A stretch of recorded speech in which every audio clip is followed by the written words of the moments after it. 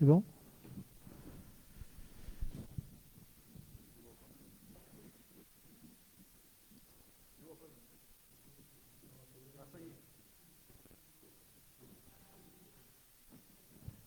Mesdames, Messieurs, bonsoir à tous et bienvenue donc pour le conseil municipal du vendredi 27 novembre 20h30.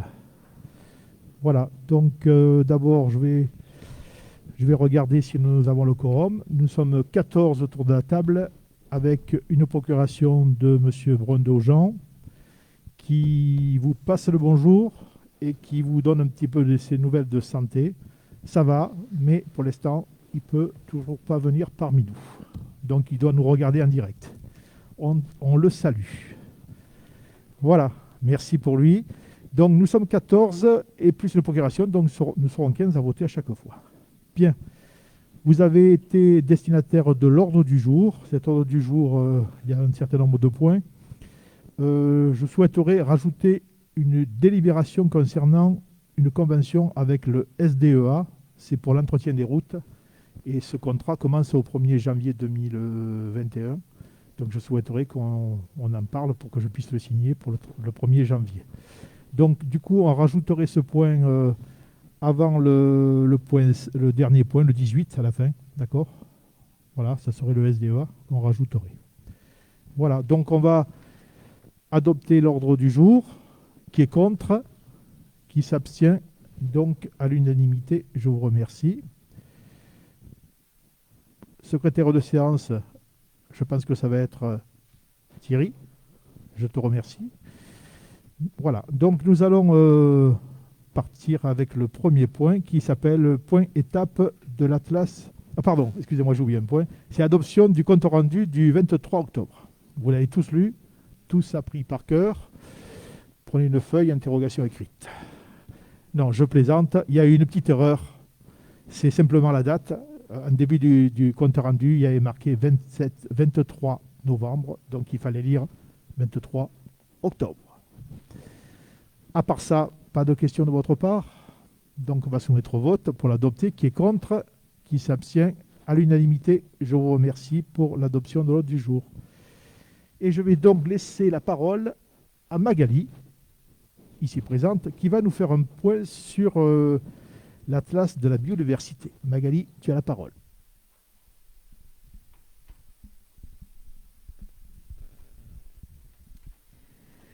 Voilà, donc on a entamé au mandat précédent un atlas de la biodiversité communale en partenariat avec le Parc national des Cévennes.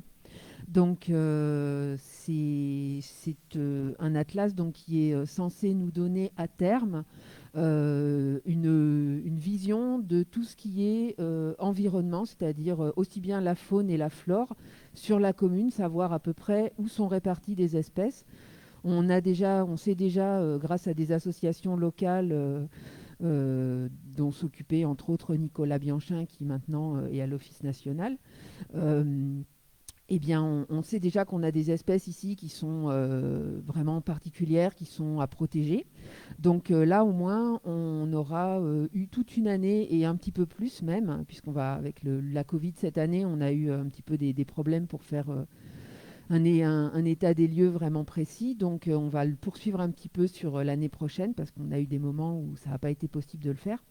Et donc, on va savoir un petit peu ce qu'on a sur la commune en tant que faune, que flore, et pouvoir, du coup, l'idée de l'Atlas de la biodiversité, c'est de pouvoir à terme avoir un document qui nous permette de savoir quelles espèces on a et où elles sont sur la commune, pour, si on a des projets d'aménagement à faire, par exemple, eh ben, de les faire aux bons endroits et de pas, comme ça peut se passer à plein de moments, et ça a pu se passer déjà sur notre commune, avoir un projet à un endroit et qu'on se dise ah oui, mais là il y a une étude qui fait que, une étude environnementale qui fait que on peut pas le faire parce que il y a des aristoloches, parce qu'il y a telle plante, telle bête qui est là.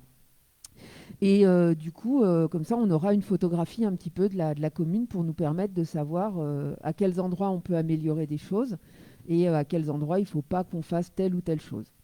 L'idée, c'est aussi de pouvoir se servir de ça pour peut-être nous permettent d'avoir un petit peu de tourisme vert, ce qu'on appelle, c'est-à-dire d'avoir des gens qui vont venir, comme si on avait par exemple un parc ornithologique, hein, avec des oiseaux à observer à côté d'un étang.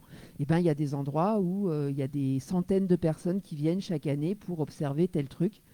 Donc nous on n'en est pas là, mais voilà, oui, mais on pourrait se dire voilà, on a des choses importantes à montrer et à préserver, donc ça pourrait être un des volets qui serait intéressant sur un chemin. Ou sur, voilà. Donc cet ABC, il est en deux parties. On a tout un volet qui est fait par des naturalistes, donc qui est vraiment un volet professionnel où là on a des gens qui sont des naturalistes professionnels qui viennent sur la commune à certaines périodes de l'année pour voir qu'est-ce qu'on a comme faune et comme flore. Et on a tout un volet aussi qui est de l'animation auprès du public pour que les gens puissent s'approprier un peu cette biodiversité, aider par exemple à trouver si dans votre cave il y a des chauves-souris qui gîtent l'été, et ben, on sait qu'il y a des chauves-souris à tel endroit, c'est intéressant, ça mange les moustiques, c'est peut-être à préserver, etc. Donc l'idée, c'est de faire mieux connaître la faune et la flore aussi aux gens qui la côtoient tous les jours.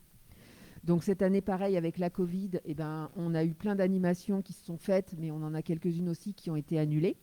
Et du coup, on a un comité de pilotage qui se réunit de temps en temps, où il y a des élus de la commune et où il y a aussi plein d'associations, où il y a le parc national, où il y a aussi des citoyens qui sont comme par exemple des gens qui s'occupent de la LPO ou de la FRAPNA, des choses comme ça.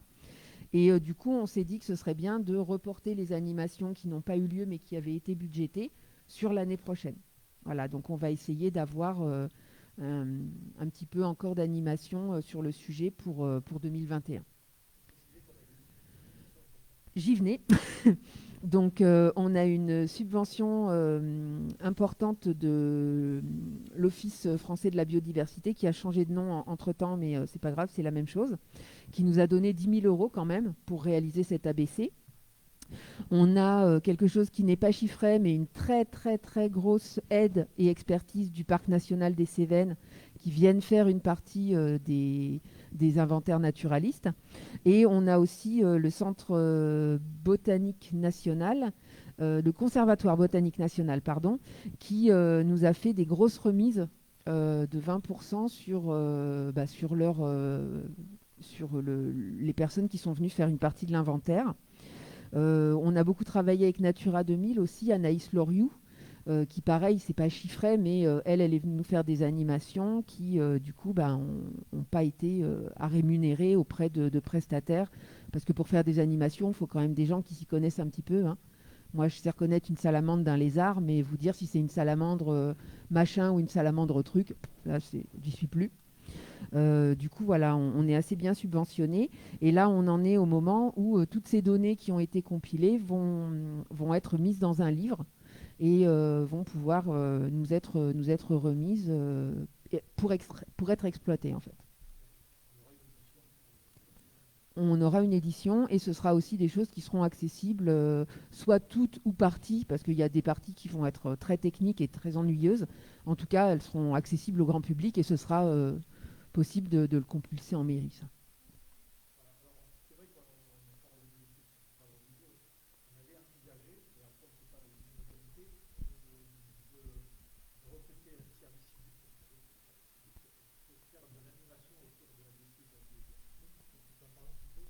Alors, c'est vrai que pour le parc national des Cévennes nous avait dit que ce serait bien qu'on recrute un service civique pour tout ce qui était de l'animation de cet ABC auprès du public. Et aussi, il serait possible, du coup, comme l'ABC, il va y avoir ce document qui va nous permettre de savoir où sont les faunes et les flores intéressantes sur notre commune.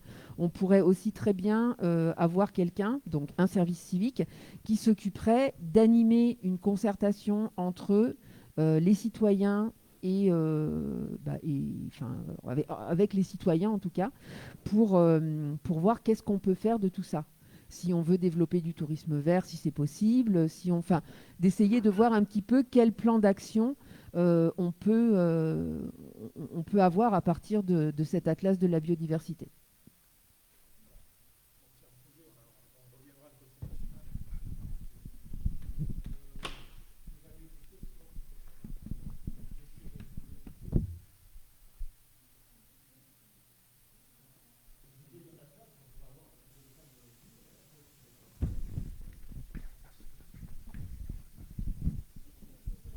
Oui, Daniel, vas-y.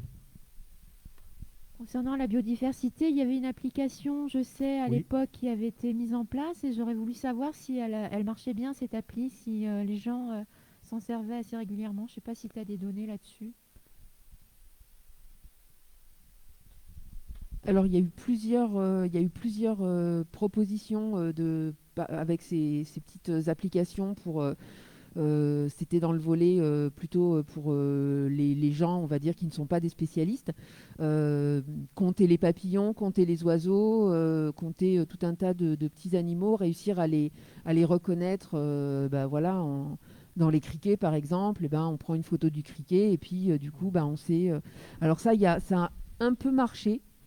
On n'a pas été dans les communes où il y a des ABC qui ont été les plus, on va dire, les plus téléchargés là-dedans. On n'a pas Ouais. forcément. Après, aussi beaucoup à cause justement de ces problèmes Covid, puisqu'on avait un certain nombre d'animations où on souhaitait proposer aux gens une démonstration de ces petites applis et leur proposer s'ils voulaient les charger ou pas.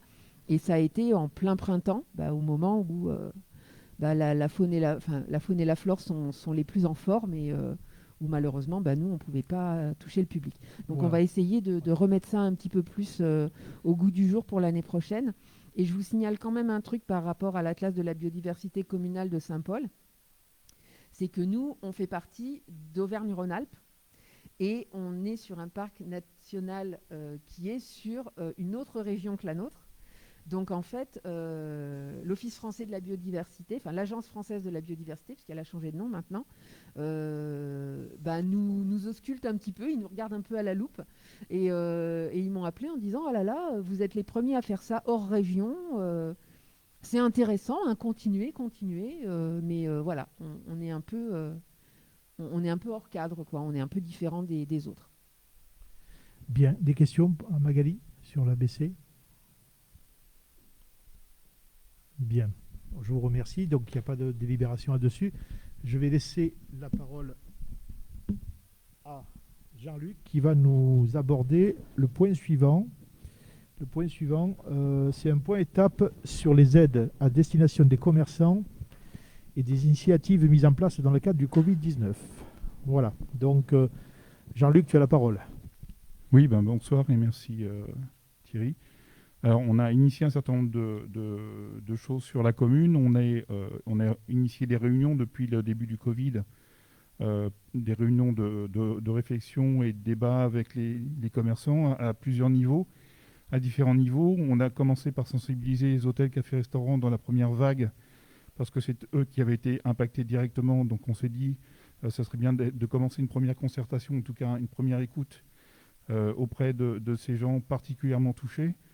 On a essayé d'élargir le cercle par la suite. Ça a été effectivement compliqué. Aujourd'hui, il y a systématiquement des mails qui sont envoyés à l'ensemble des entreprises dont on a les coordonnées mail pour par exemple leur transmettre les fiches réflexes.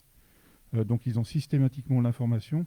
Alors je sais que ça fait parfois beaucoup d'informations, donc je m'en excuse, mais là c'était tellement important, ça évolue chaque semaine, voire en tout cas chaque semaine ou tous les 15 jours. Donc effectivement, j'ai envoyé beaucoup de fiches réflexes et je m'en excuse, mais en même temps, voilà, c'est important que chacun ait l'ensemble des informations et accès aux informations qui puissent leur être utiles. Ensuite, on a, donc ça, c'était la première vague, et du coup, il a émergé la possibilité d'essayer, en tout cas, nous, on voulait faire un geste auprès de ces commerçants pour essayer de les soutenir de la meilleure façon qu'on pouvait, donc en trouvant effectivement une surproposition d'un certain nombre de commerçants, un support, un soutien alors, financier à la hauteur du budget de la commune, mais voilà, c'était significatif et il fallait qu'on fasse un geste envers les commerçants. Donc on a pris un peu de temps parce que c'est difficile de trouver des critères qui puissent être acceptables par tous. Qui plus est, il fallait qu'on s'appuie sur des éléments dont on fait nous-mêmes les facturations pour éviter toute contestation possible. Donc on s'est appuyé effectivement sur deux éléments qui étaient l'abonnement de l'eau et de l'assainissement et l'allocation du domaine public. Voilà, donc on s'est penché là-dessus, on va pouvoir en donner des informations par la suite. Donc ça, c'était la première vague. Donc il y a une relation qui est faite régulièrement avec les commerçants du centre-bourg parce que c'est plus facile et que je n'ai pas de véhicule. J'essaye d'être en contact et je m'en excuse pas aussi souvent que possible avec notamment le garage de Sauvage que je salue. Mais quand il y a eu un rallye qui est passé, on a été plusieurs à y aller. Donc on essaye d'avoir un lien ténu avec les commerçants parce qu'on sait bien que c'est fragile. Et voilà. Donc durant la deuxième vague, on a eu effectivement un certain nombre d'initiatives citoyennes que je salue également, dont je pense que ça doit passer à FR3 soit ce soir, soit demain. Je tiens à saluer monsieur et madame Ancelin qui ont vraiment fait un effort particulier sur le tabac en initiant effectivement une vente de café dont les recettes ont été remises aux 2 bars de Saint-Paul-le-Jeune et qui est une somme pas des moindres. Je salue aussi l'initiative de David Delorme qui, sur le marché, a aussi initié la même chose et reverse au tabac en soutien une partie de la recette, parce qu'il a lui les frais, mais et c'est important oui, il le fait à sa modeste mesure, mais c'est important de le dire. Mais ça n'empêche qu'il a voulu aussi, en tant que commerçant du marché, initier et soutenir cette initiative. On a lancé un litchi pour essayer de faire une collecte de fonds. On sait qu'on doit soutenir un certain nombre d'initiatives à venir, notamment des ventes sur le marché, sous toute réserve que ce soit possible dans les conditions de Covid. Et donc, oui, donc j'ai une information, ça s'est passé à FR3 ce soir. Donc voilà, donc c'est bien, on voit qu'effectivement c'est dynamique et une fois de plus, j'ai dit à monsieur et madame Ancelin tout le bien que je pensais de cette initiative. Au-delà de ça, on a fait un certain nombre de réunions durant la deuxième période de Covid pour essayer de travailler avec un certain nombre de commerçants, notamment. Alors une fois de plus, on n'a pas travaillé avec tous les commerçants, on a essayé de cerner parce que c'est compliqué de faire des réunions à 20 autour d'un sujet. On a initié des choses aussi autour des marchés. Alors on a pu constater que cet été, on a fait un marché sous les arbres, qu'on a essayé d'améliorer, en tout cas qu'il soit plus accueillant. Là, en situation de Covid, on fait en sorte d'accueillir aussi des maraîchers locaux et des producteurs locaux de fromage, et aussi d'ailleurs, parce qu'on veut une offre diversifiée qui soit aussi captive, c'est-à-dire qu'on voit aujourd'hui qu'il y a une clientèle qui vient sur le marché et qui peut aussi, demain, drainer sur les commerces fixes. Donc on essaye aussi de jouer cette dynamique-là. Il y a effectivement d'autres initiatives qui sont prises. Alors je sais il doit y avoir une loterie, une tombola. Donc il y a une tombola de mémoire chez le boucher, oui, ça c'est sûr. Et il y en a une autre aussi qui a été initiée, je ne sais plus où, mais alors, j'ai des penses-bêtes qui peuvent intervenir sur Facebook pour me le dire. Mais il me semble qu'il y a encore d'autres initiatives qui sont en train d'être prises. Oui, monsieur et madame Ancelin ont lancé aussi pas une tombola, mais une autre initiative. Donc voilà, il y a encore des initiatives qui sont prises. On a aussi transmis, dans la mesure du possible, des informations concernant les aides de l'État par le biais du site impôts.gouv.fr, de la région, parce qu'il y a aussi des aides de la région. Donc ça, on a transmis aussi les dossiers aux commerçants et aux entreprises.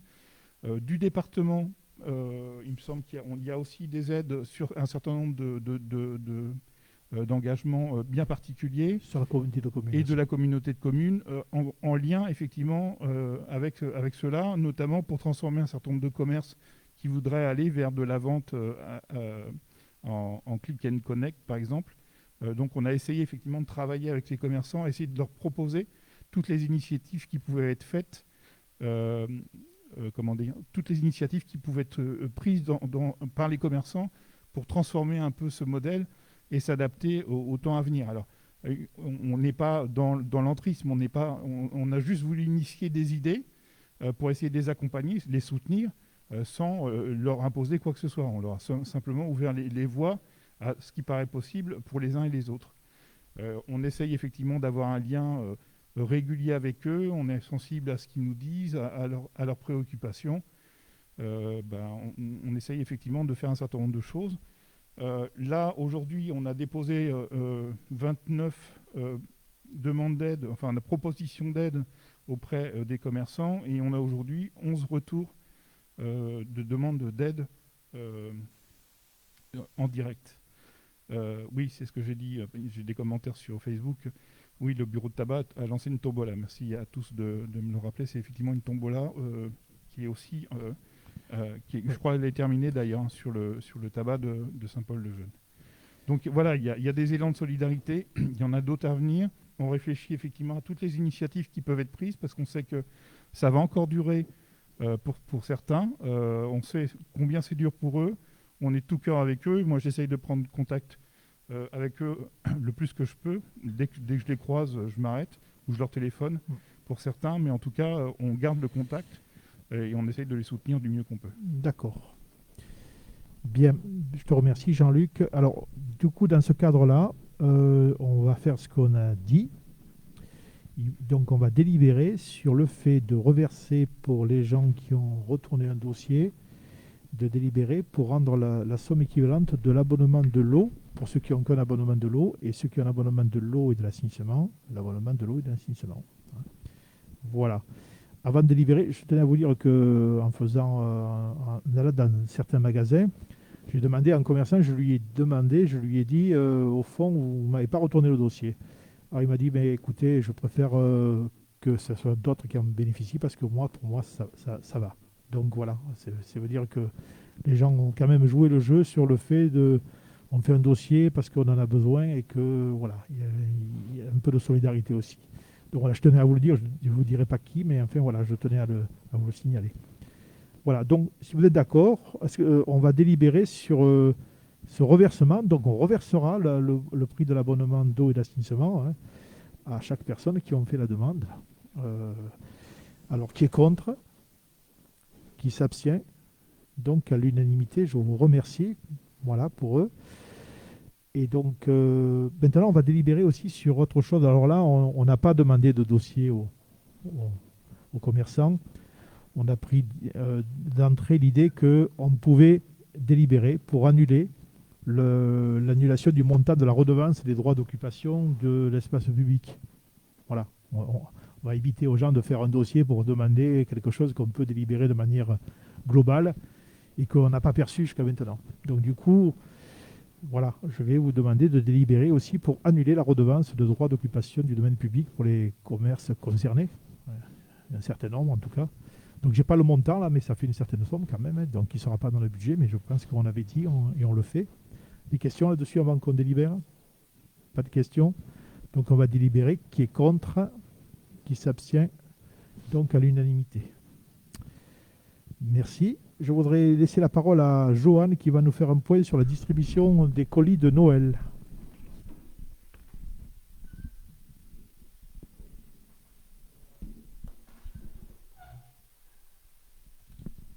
Merci Julien. Oui, oui, on va parler de choses un petit peu plus agréables. Allez.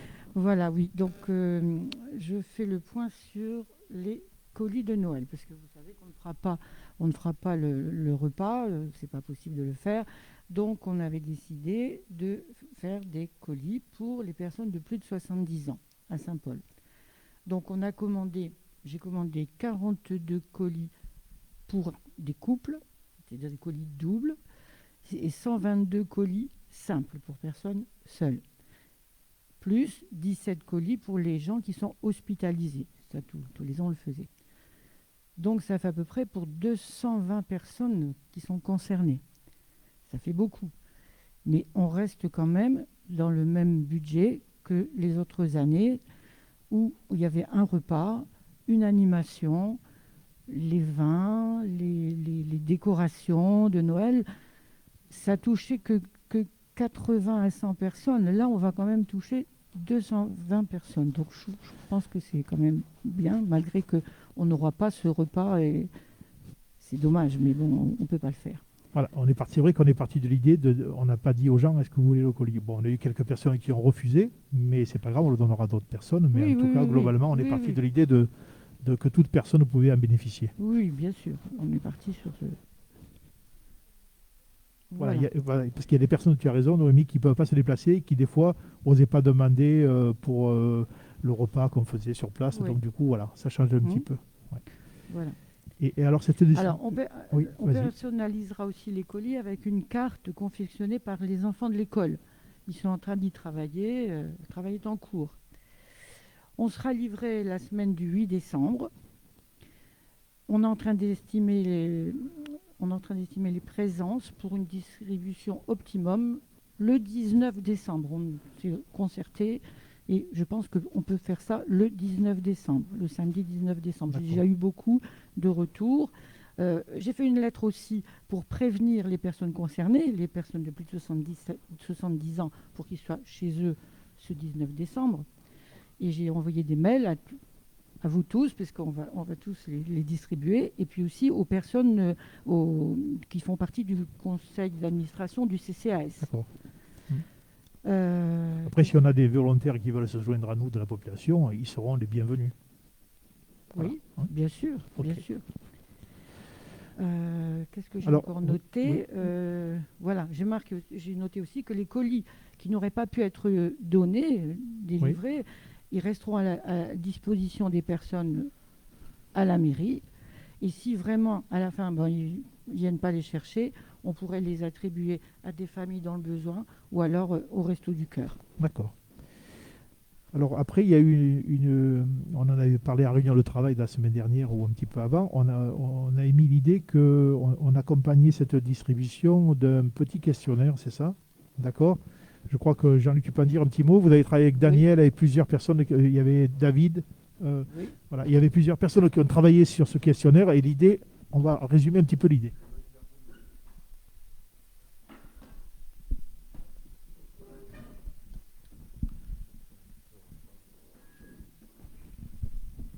Oui, on s'est dit, on a travaillé un peu sur la commission agriculture en amont, sur le devoir de mémoire, et on s'est dit, c'est peut-être l'opportunité de croiser des gens, la mémoire de Saint-Paul-le-Jeune, et de capitaliser, excusez-moi le terme si j'utilise capitaliser, mais c'est collecter des informations sur le village de Saint-Paul-le-Jeune, son histoire, tout le savoir-faire, tout le savoir culturel, tout le patrimoine, les sources qui ont été bouchées, comment les jardins étaient entretenus. Et là, on a l'opportunité de croiser 220 personnes de plus de 70 ans. Et on s'est dit que ça serait peut-être l'opportunité de pouvoir les aider à témoigner, qu'elles participent activement de manière citoyenne à la mémoire du village.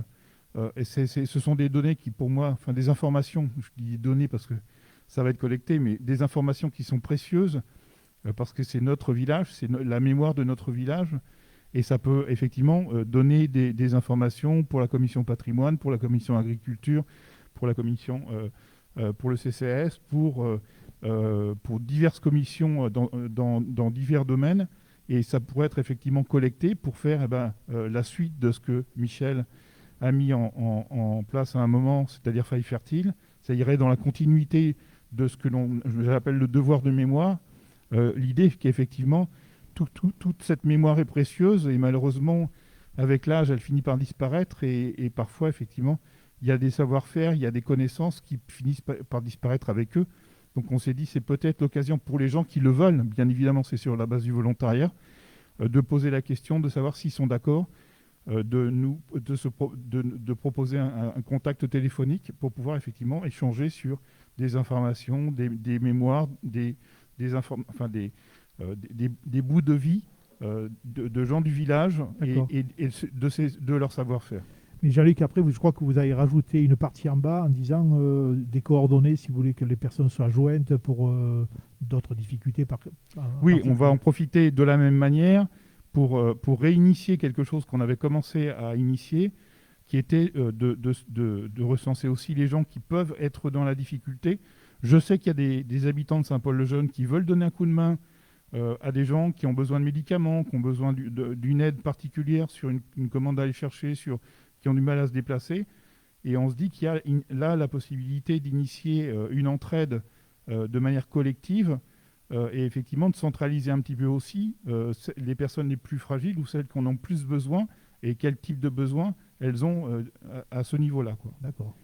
Donc voilà, c'est tout l'intérêt, sans être on ne rentrera pas chez les gens, on restera dehors, mais c'est l'occasion effectivement de contacter kyrielle de personnes âgées qui ont effectivement besoin de nous et nous on a besoin d'eux en termes de savoir. Donc c'est juste une opportunité très, très intéressante et émouvante parce qu'effectivement c'est la mémoire de Saint-Paul-le-Jeune.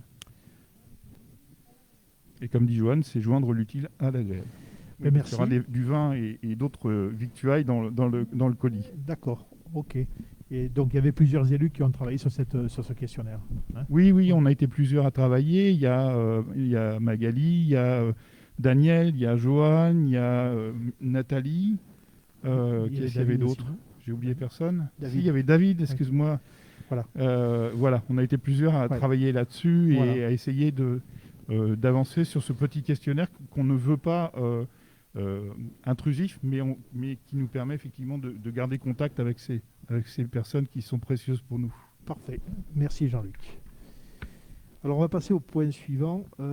C'est le point 8, délibération concernant l'attribution d'un chèque cadeau en remplacement du repas de fin d'année pour les agents de la collectivité. Alors, je vous explique un petit peu l'historique de ce chèque cadeau. En fait, il y a quelques années, ça ne fonctionnait pas comme ça.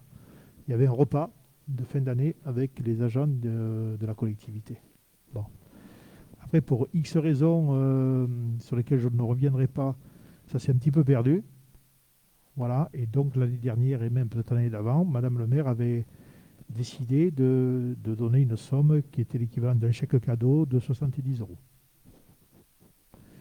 Voilà. Et donc, vous comprenez bien que même si cette année, on voulait remettre en route le repas avec les agents des services techniques ou tout le monde, on ne peut pas, puisque de toute façon, avec la crise, ce n'est pas possible. Donc, ce que je vous propose, c'est de reconduire à l'identique pour cette année.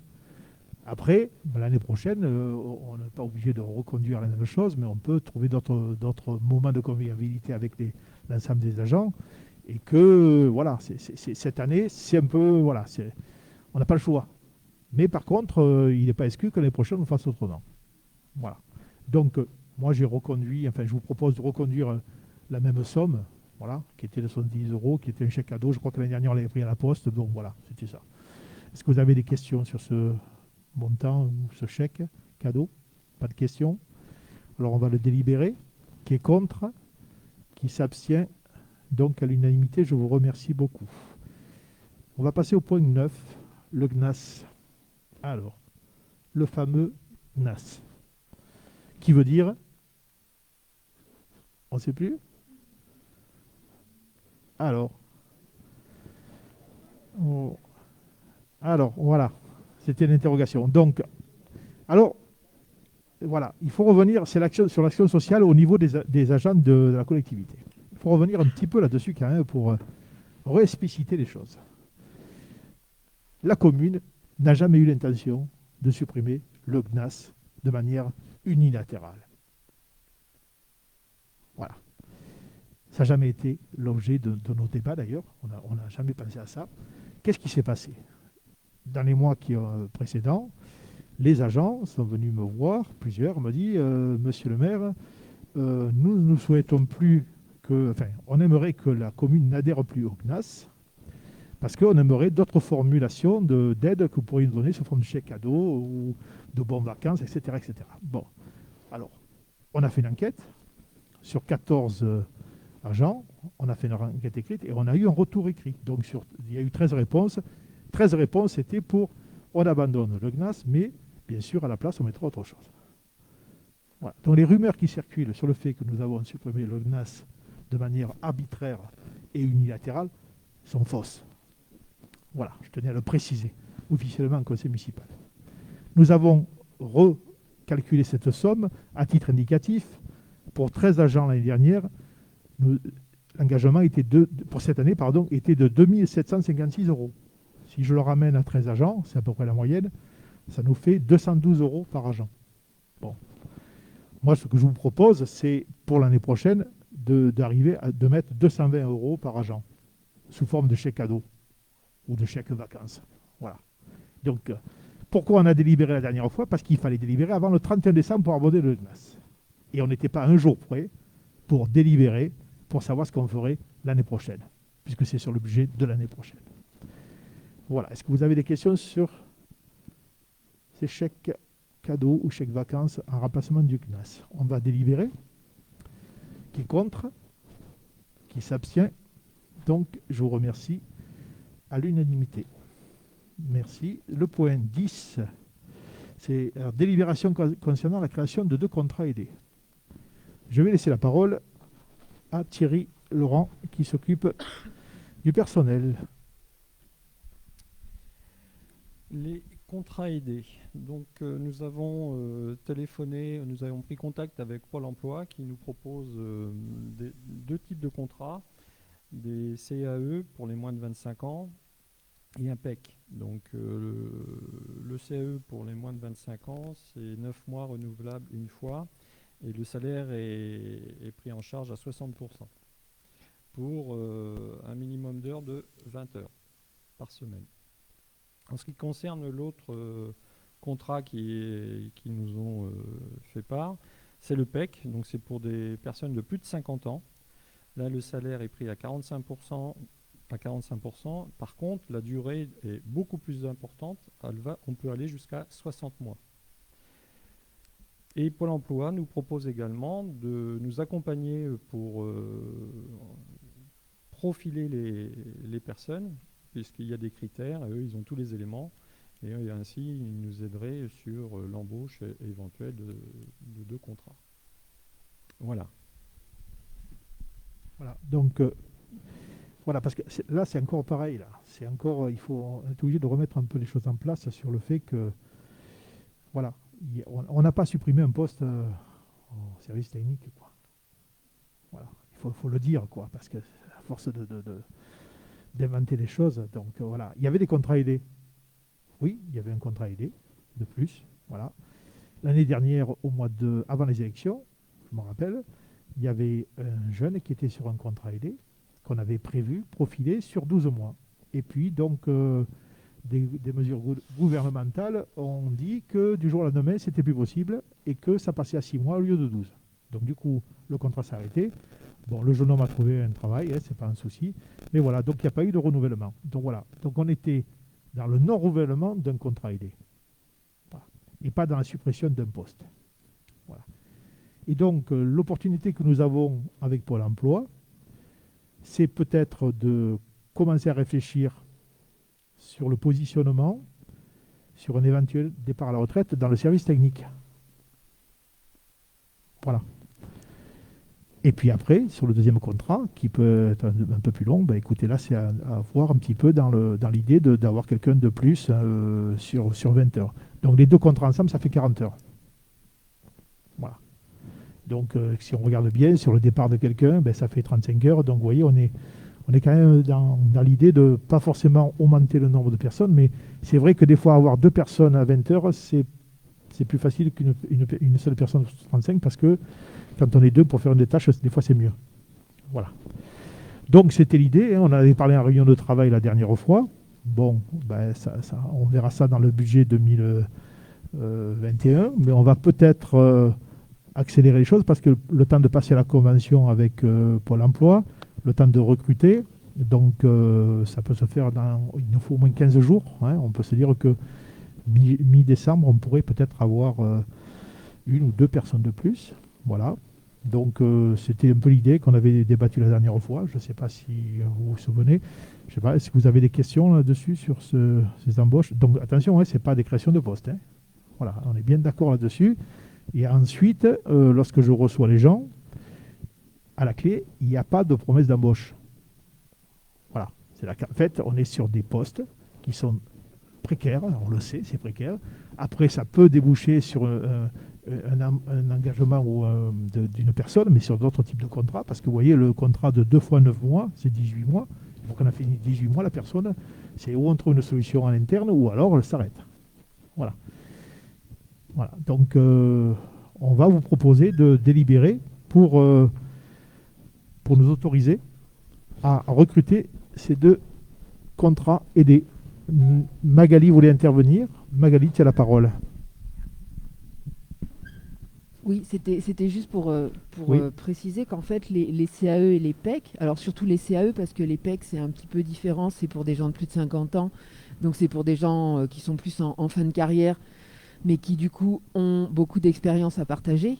Et les CAE, en fait, l'intérêt, c'est que normalement, à la fin d'un CAE, la personne, elle ressort avec des formations. Oui. Donc c'est un contrat précaire, certes, mais c'est un contrat qui est quand même un petit peu... qui donne une valeur ajoutée à la personne et qui peut lui donner quand même 18 mois Bien sûr. de travail. Alors déjà, ce qui n'est pas négligeable parce qu'il y a quand même un salaire, et puis surtout 18 mois d'habitude à travailler ou à... Enfin, c'est un pied à l'étrier aussi, et avec des formations à la clé. Tout à fait.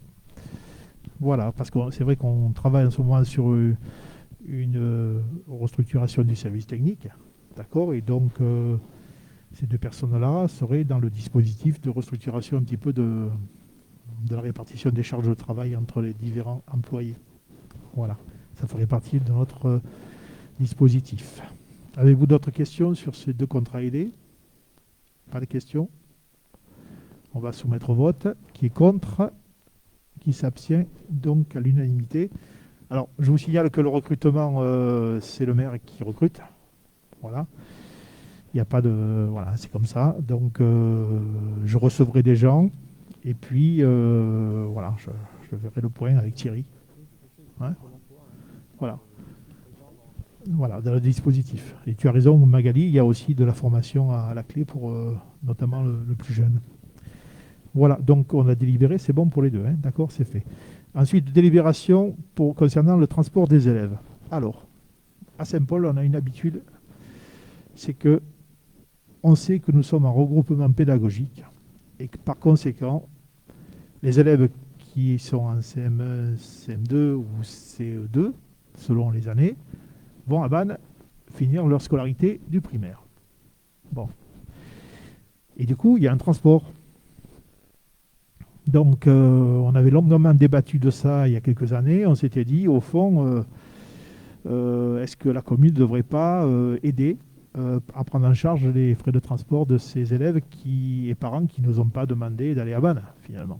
Mais bon, voilà, c'est un débat sur lequel on a dit, puisque c'est les deux communes qui ont décidé de faire ce regroupement, en fait, pour sauver les écoles sur notre secteur, la commune de Saint-Paul s'engage sur l'idée de payer ce transport à l'idée de 90 €. Hein. Donc on en a 1, 2, 3, 4, 5, 6, 7, 8, 9, 10, 11, 12, 13. Enfin, il y en a deux là. Donc en tout, ça fait un total quand même de 1260 €. Voilà. C'est un choix politique de la commune de se dire on accompagne nos enfants lorsqu'ils vont dans l'école du regroupement pédagogique. Voilà. Avez-vous des questions sur cette délibération? Pas de questions? Bien, alors on va la soumettre au vote. Qui est contre? Qui s'abstient? Donc à l'unanimité, je vous remercie. Alors nous passons ensuite aux décisions modificatives, c'est ça, sur le budget général et sur le budget de l'eau. Bon, c'est très simple en fait, c'est pas compliqué, je ne vous ai pas fait de papier. En fait, on fait un changement sur les opérations. On a besoin de matériel, notamment pour le ramassage des feuilles, d'une balayeuse, et donc on fait une permutation de deux comptes, d'accord, sur le budget général de 2156,60 € qu'on bascule sur un autre compte pour pouvoir payer le matériel. Ça, c'est pour le budget général. Et sur le budget de l'eau, on fait pareil. On a besoin de transférer 3500 € d'un compte à un autre parce qu'on a des opérations concernant le réservoir de la Brousse, des travaux qu'on avait prévus pour la sécurisation du réservoir. Donc ça ne change pas l'économie générale, c'est simplement un transfert de compte, quoi, c'est tout. Hein. Voilà, donc je vais soumettre au vote ces deux. Hein. Donc pour le budget général, qui est contre, qui s'abstient, merci à l'unanimité. Et pour le budget de l'eau, qui est contre, qui s'abstient à l'unanimité, je vous remercie. Alors après, on va passer sur la délibération concernant les modalités d'attribution de la prime Covid-19. Encore une fois, je suis obligé d'apporter quelques précisions. la prime Covid, au fond, on n'était pas obligé de délibérer pour la mettre en place. On peut se poser des questions sur comment elle est arrivée à ce qu'on en parle. Certes, mais je vous rappelle que la dernière fois, nous avons voté sur l'idée qu'on la mettait en place. Donc, on ne va pas la remettre en cause, l'idée de la mettre en place, même si nous étions tellement énervés que beaucoup d'entre vous m'ont dit, puisque c'est comme ça, on va la supprimer. Voilà, parce qu'il y a des moments donnés, il faut quand même qu'on ne prenne pas pour des idiots. Voilà. Quand on dit dans un document que de nombreuses communes de Basse-Ardèche ont délibéré pour mettre en place la prime au Covid, j'ai pris mon téléphone et j'ai appelé tous les maires du coin. Saint-André, Bannes, Lévens, Beaulieu, ils n'en ont pas parlé du tout de la prime Covid. Donc ils ne l'ont pas mis à l'ordre du jour de la conseil municipal, donc ils ne l'ont pas voté. Voilà. Donc je venais à le dire. Donc ça veut dire que la commune a pris un engagement auprès de ses employés pour mettre en place la prime au Covid. Et on n'était pas obligé de le faire. Voilà. Alors maintenant, si on résume en quelques mots, qu'est-ce que la prime au Covid? C'est un moyen qu'a trouvé l'État pour ses fonctionnaires d'État ou territoriaux de leur permettre d'avoir une prime concernant la période due à l'état d'urgence et au confinement. Voilà. Donc cette prime, elle n'est pas obligatoire à mettre en œuvre par la commune et les critères pour la mettre en œuvre nous appartiennent totalement dans les collectivités territoriales. Voilà. Mais il faut quand même délibérer. Donc on ne va pas délibérer finalement sur le nom d'une personne. On va délibérer sur le principe de la mise en œuvre avec une somme et quels sont les services ou les agents qui peuvent en bénéficier selon leur statut. Bon. On a eu des débats là-dessus. Hein. On a eu beaucoup d'échanges. Voilà. Très constructif. Encore ce matin. Voilà, par texto, tout ça. Mais c'est normal, c'est de la confrontation que naissent les choses. C'est tout à fait normal. Voilà. Parce que je vous rappelle quand même, la dernière fois, on n'était pas tous d'accord autour de la table. Hein. Voilà. Mais après, à un moment donné, une décision, quand elle est prise par le conseil municipal, ben, il faut la mettre en œuvre. Moi, je dois la mettre en œuvre. Voilà. Alors, on savait que ça allait créer des tensions. On savait que parmi les agents, ça peut créer des tensions. Voilà. Il faut quand même... On nous fait la leçon. En ce moment, on nous fait la leçon sur ce qu'on doit faire, ce qu'on ne doit pas faire. On nous ramène toujours à la communauté de communes à côté, dans laquelle je vote des décisions. On sait me le rappeler au moment voulu. Mais bien sûr, pas de problème. Je vais vous dire ce qui s'est passé à la communauté de communes, parce qu'il faut tout dire à la communauté de communes. Il ne faut pas dire que certaines choses. La prime Covid a été mise en œuvre à la communauté de communes. Oui, pas pour tout le monde. Les agents qui étaient au service de ramassage de ordures ménagères et pour les agents qui étaient à la crèche parce qu'ils gardaient les enfants des soignants. Voilà. Donc cette prime a été au prorata des heures faites. Cette prime peut aller jusqu'à 1 000 €. Ce sont les deux seuls services de la communauté de communes qui ont eu la prime Covid. Les autres services n'ont pas eu de prime Covid. Ensuite, ceux qui étaient placés en ASA, autorisation spéciale d'absence, c'est un moyen qu'a trouvé l'État pour dire à ses fonctionnaires, si jamais vous avez des difficultés pour aller à votre travail, soit par rapport à la garde d'enfants, soit par rapport à un risque Covid ou des choses comme ça, votre employeur peut vous mettre en ASA, autorisation spéciale d'absence.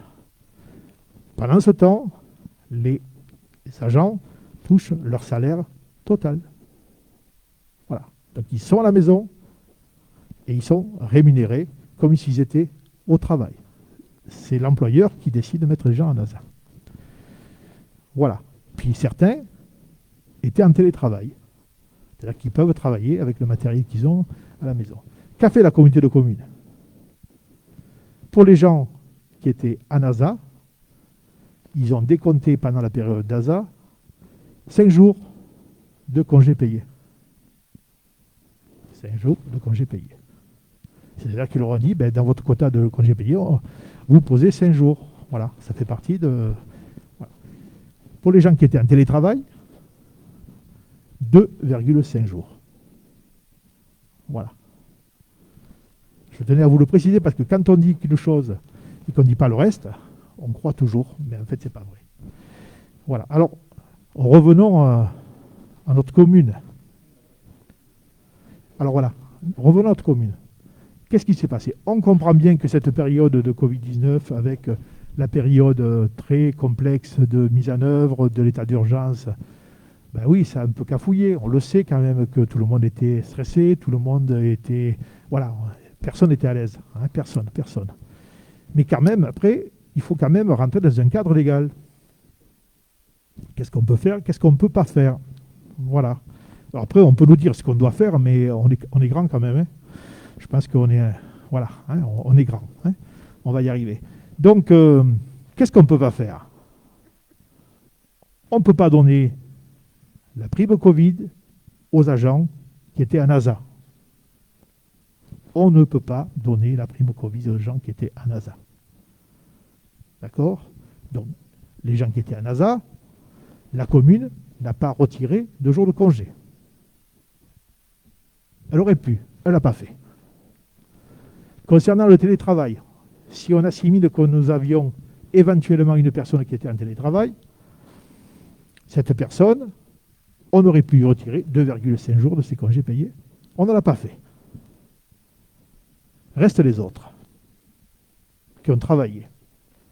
Le texte est clair sur le décret d'attribution de la prime au Covid. On l'a regardé dans tous les sens. Vous vous rappelez, on l'a lu, relu, tout le monde le connaît par cœur. Voilà, on ne va pas le reprendre. On dit qu'il y a la notion de surcroît de travail, on rappelle, et continuité des services publics. Il y a ces deux mots qui circulent comme ça. Voilà. C'est comme ça que ça circule. Donc voilà. Alors on peut tout mettre derrière ça. Voilà. Que s'est-il passé à Saint-Paul-le-Jeune? Parce que là, il faut encore rétablir la vérité. Que s'est-il passé à Saint-Paul-le-Jeune? Aucun agent, pendant le confinement, n'a travaillé la totalité de son temps imparti. Aucun agent n'a travaillé complètement sur la durée du travail imparti de la semaine ou du mois, comme vous voulez. Le maire a décidé, selon les services, de dire les personnes, vous venez travailler le matin et vous repartez chez vous l'après-midi. Ou alors vous venez par alternance.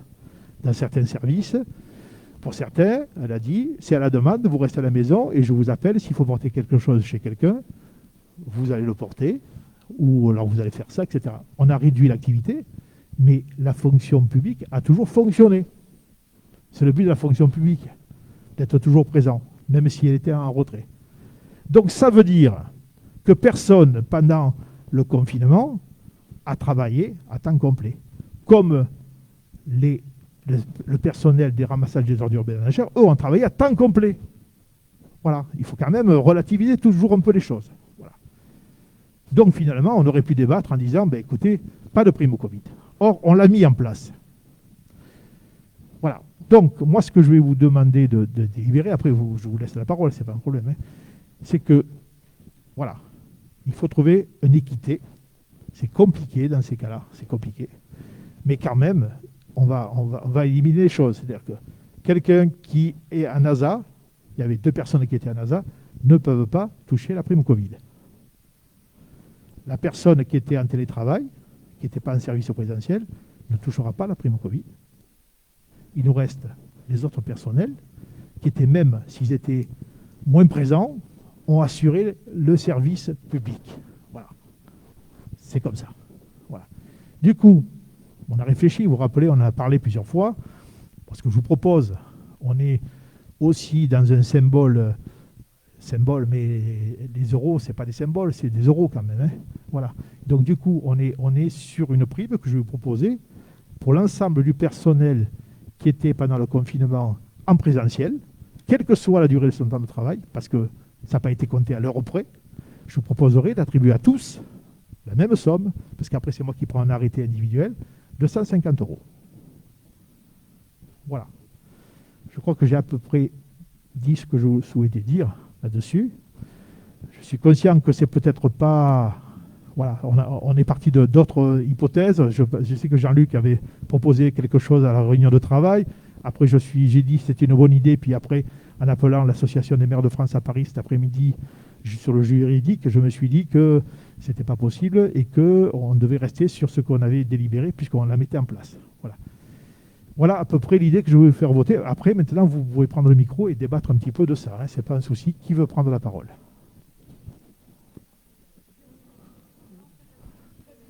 Non, mais après, chacun peut s'exprimer là-dessus. Vous voulez rajouter quelque chose ou pas? Ça vous convient? Donc, nous allons délibérer sur les critères que nous venons de définir. Sur 150 €. Qui est contre? Alors, il y en a 1, 2, 3 contre, 4. Qui s'abstient? Et qui est pour? On va compter. Alors, moi, j'ai 2 voix. Ça fait 1, 2, 3, 4, 5, 6, 7, 8, 9, 10, 11. Ben, c'est ça, 11 pour. OK. Donc, nous mettrons en œuvre la prime Covid telle que nous l'avons définie par arrêté individuel pour les personnes concernées. Je vous remercie beaucoup. Alors, la commission, on revient encore une fois sur la commission de contrôle des listes électorales. Nous avions désigné un titulaire, puis un suppléant. Le titulaire, c'est Julien, et le suppléant, c'était Jean-Luc. Mais on ne peut pas désigner un adjoint qui a une délégation même comme suppléant. Donc, il faut qu'on redésigne un suppléant qui n'est pas un adjoint, en fait. Voilà. Qui se proposerait pour être suppléant de Julien? Magali Adjugé-Vandiche. Attendez, il faut voter. Oh, pardon, excusez-moi. Alors, donc, on propose Magali qui est contre, qui s'abstient à l'unanimité. Je vous remercie beaucoup pour Magali. Voilà. Alors, on a une motion de soutien pour le centre d'incendie de secours d'Evans. Je laisserai la parole à Julien. En fait, on a été destinataire d'un courrier. Alors, je retrouve. Je vous le lis, puis après, Julien interviendra. Alors, c'est le maire d'Evans qui nous écrit. Voilà, il me dit: Madame, Monsieur le maire, chers collègues, actuellement, le centre d'incendie et de secours Raymond Marchal, situé au Vence, est amené à intervenir ponctuellement sur votre commune.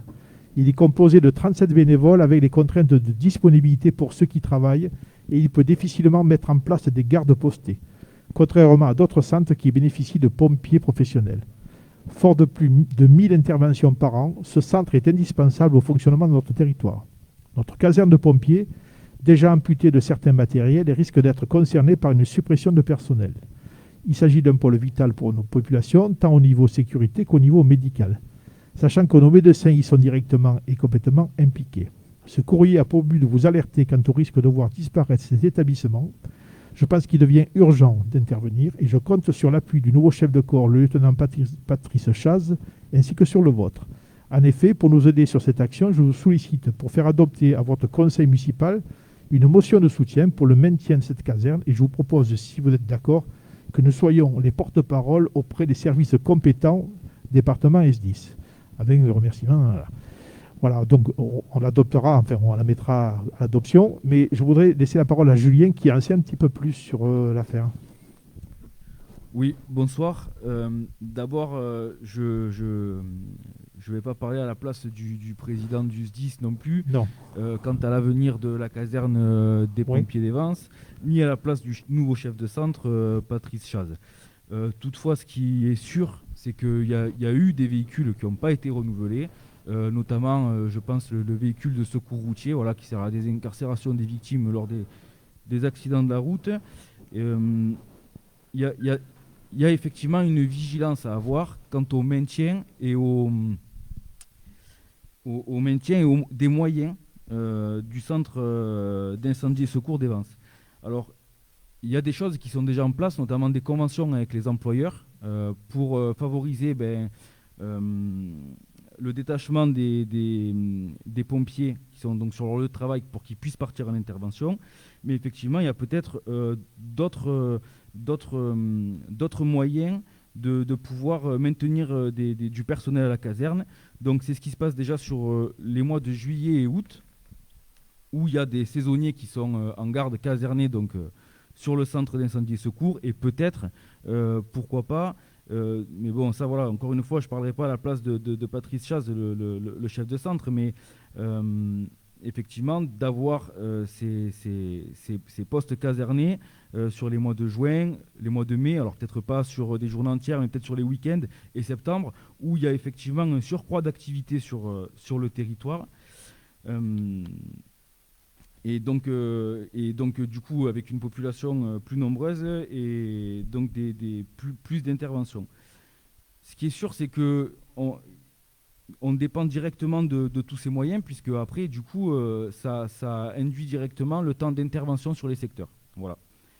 Donc, j'en dirai pas plus, mais effectivement, on soutient le centre de secours et d'incendie d'Evans. Voilà. Merci Julien. Des questions?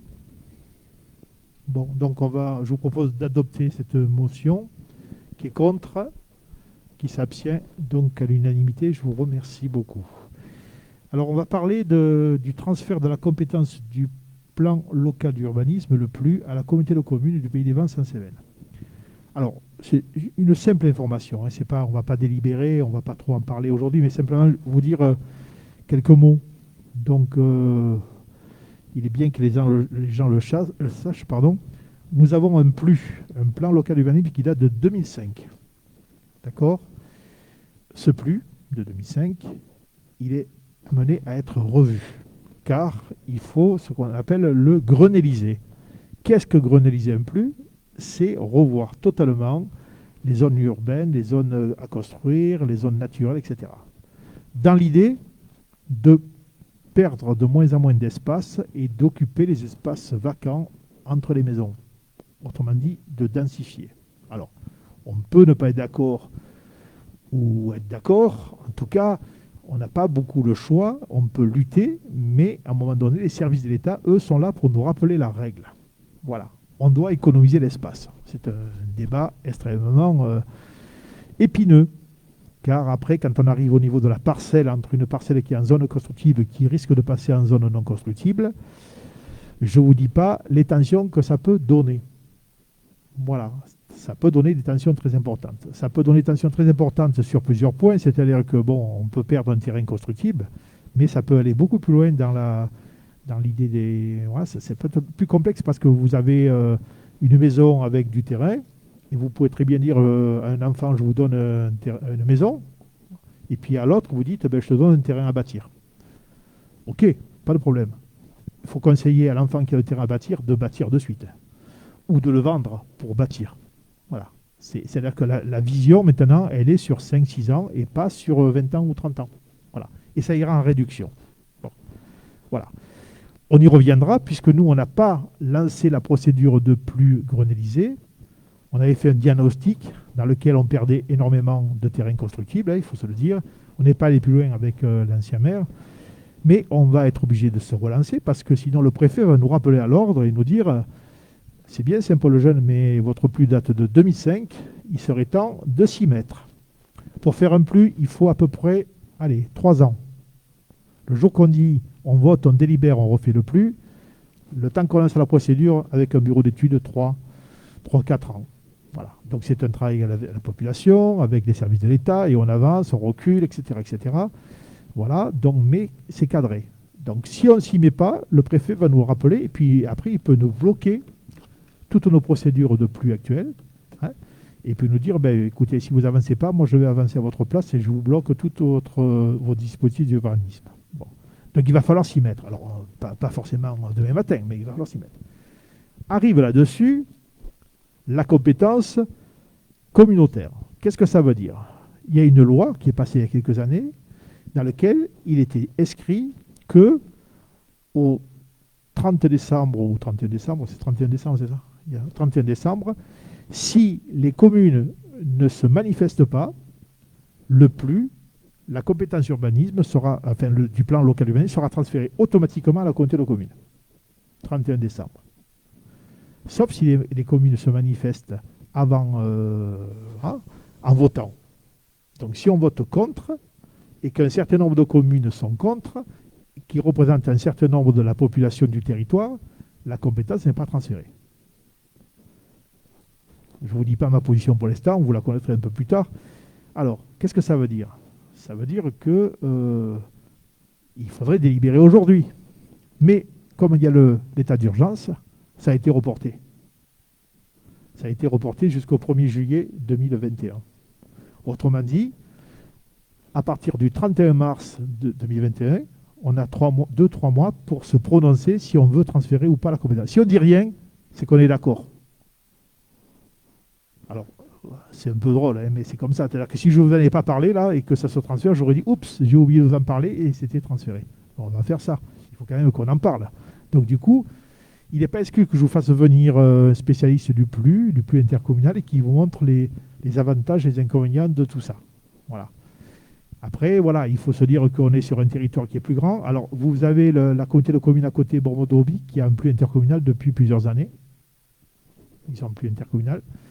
Après, nous, chaque commune certains ont des postes qui sont en train de se transformer en plus actuellement, d'autres qui sont en carte communale. Et donc, chacun va faire des choix. En comité de communes, l'autre jour, on en a parlé un petit peu. Voilà. Pour l'instant, on ne sait pas qui va dire oui, qui va dire non. Mais il va falloir s'y pencher. Alors après, il y a un problème d'argent aussi. Refaire un plus, ça coûte. Ça coûte pour une commune entre 50 et 60 000 euros. Voilà. Alors, même si la dépense est étalée sur 2-3 ans, ou on le budgète sur 3 ans, hein, bon, ça passe. Et c'est un choix politique de dire on le garde. S'il passe à la communauté de communes, c'est plus la commune qui paye, c'est la communauté de communes. Et comme c'est un plus qui prend intercommunal, qui prend toutes les communes, ça revient à peu près à 20 000 euros par commune, mais ce n'est pas nous qui payons. Alors, attention, hein, c'est pas parce que moi je ne vous fais pas le coût de l'argent en disant il vaudrait mieux le transférer parce que ça nous coûte moins cher. Je ne vous ai pas dit ça. Je vous dis simplement l'état la réalité, c'est ça. Voilà. Après, je pense qu'il faut qu'on débatte entre nous en réunion de travail. Qu'est-ce qu'un plus intercommunal, les avantages, les inconvénients. Voilà. Voilà, il faut tout mettre sur la table. Voilà. Parce que si c'est pour faire un plus intercommunal avec il y a certains villages autour de nous qui ont déjà fini leur plus grenélisé. Donc si c'est pour ajouter des plus autour de la table et pas bouger de manière globale, c'est pas la peine de faire un plus intercommunal. Alors, sur quoi s'est engagée la communauté de communes d'ici le mois de juin, c'est d'expliquer en quoi consiste un plus intercommunal et surtout comment il sera réalisé. Parce que si on avait à voter au 31 décembre, pour l'instant, on n'avait pas mis le mode de gouvernance pour essayer de faire ce plus. C'est-à-dire que qui sera autour de la table? Les maires avec des adjoints, des élus. Il faut quand même qu'il y ait un groupe de pilotage, parce que sinon, quelle sera la représentativité des communes? Est-ce que ça veut dire qu'autour de la table pour gouverner la mise en œuvre de ce plus intercommunal, est-ce que ça sera au nombre d'habitants du territoire? Est-ce que ça sera une commune aura le même nombre de représentants? Tout se pose. Voilà. Donc, on va en reparler, quoi. Et en fait, il ne faut pas attendre le 31 juin pour se dire, au fond, qu'est-ce qu'on fait? Voilà, il faut voilà. Alors après, là, c'est pareil. Hein. Chacun peut avoir un avis différent. Hein. Il ne faut pas non plus se dire, moi, je vous dirai mon avis à un moment donné, quand on sera en réunion, etc. Après, si un vote est contre la proposition que je fais dans un sens ou l'autre, c'est pas grave en soi. Hein. C'est-à-dire que ça s'appelle la démocratie aussi. Hein. Voilà, il ne faut pas non plus. Mais quand même, il faut bien peser le pour et le contre. Il y a les avantages. Il y a après peut-être des risques qu'on pourrait avoir en disant mais notre territoire on s'en occupe, on n'a pas besoin que ça s'en occupe. Hein, je veux dire, ça peut être ça. Mais quand même, il faut bien regarder. Et puis derrière ça aussi, vous avez un document qui s'appelle le SCOT, le schéma de cohésion et d'organisation territoriale, qui va d'Aubenas jusqu'à la frontière avec le Gard, qui a été voté en conseil communautaire il y a quelque temps, où on a mis des amendements, qui définit un petit peu la stratégie locale du développement économique ferroviaire, enfin non pas ferroviaire, routier et l'accroissement de la population sur les 30 ans à venir.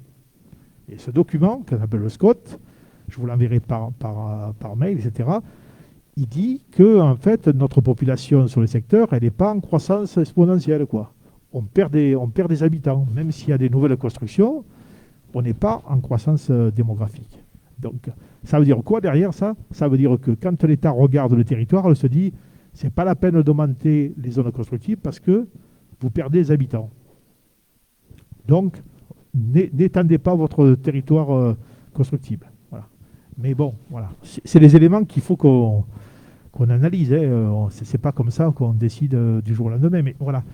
Je reviendrai vers vous là-dessus, je vous enverrai le SCOT, et puis on fera venir Robert Lionel, qui est adjoint de la communauté de Saint-André, là, qui est le premier adjoint, qui travaille un petit peu sur ça, et qui nous fera un peu des explications un peu plus précises sur les avantages et inconvénients de tout ça. Hein. Voilà, je lui ai demandé de venir. Voilà. Voilà. Est-ce que vous avez des questions sur ce plus? Il y en aura plein, hein, je sais qu'il y en aura. Oui. Il y en aura des questions, je sais. Non, mais j'en ai juste une préalable, c'est tu nous dis, comment dire, on ne sait pas quelle représentativité il y aura si jamais c'est transféré à la communauté de communes. Dans la gouvernance, oui. Dans la gouvernance. Oui. Ça veut dire qu'on le saura avant, oui. ou alors ça veut dire qu'on donne un chèque en blanc non, à la communauté bien de pour communes ça. et qu'après on a la mauvaise surprise non, voilà. Justement, mal représenté. C'est ça, Jean-Luc. Justement, l'idée, c'est que moi, ça me rassure un peu l'idée de voter en touche pendant 6 mois, si tu veux, pour permettre à côté de communes de dire, ben, voilà comment sera pilotée la structure qui décidera de l'évolution du plus en plus intercommunal. Parce que sinon, si c'est dire il y a tant de représentants d'une commune parce qu'ils sont plus nombreux, etc., moi je ne suis pas forcément d'accord en disant mais pourquoi la représentativité ne serait pas 1 pour 1? Parce que le territoire, c'est le territoire, c'est pas. Voilà. Parce qu'il y a un bourg-centre, nous on est un bourg secondaire à Berrias, on a des commerces, donc on a des choses à défendre, mais on n'a pas des choses à défendre individuellement, on a des choses à défendre collectivement.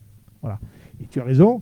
Il faut qu'à un moment donné, quand on arrive dans le débat jusqu'au mois de juin, on soit sûr sur le mode de gouvernance du pilotage de tout ça. Alors, cette gouvernance, une fois que ça sera plus clair pour nous. Voilà.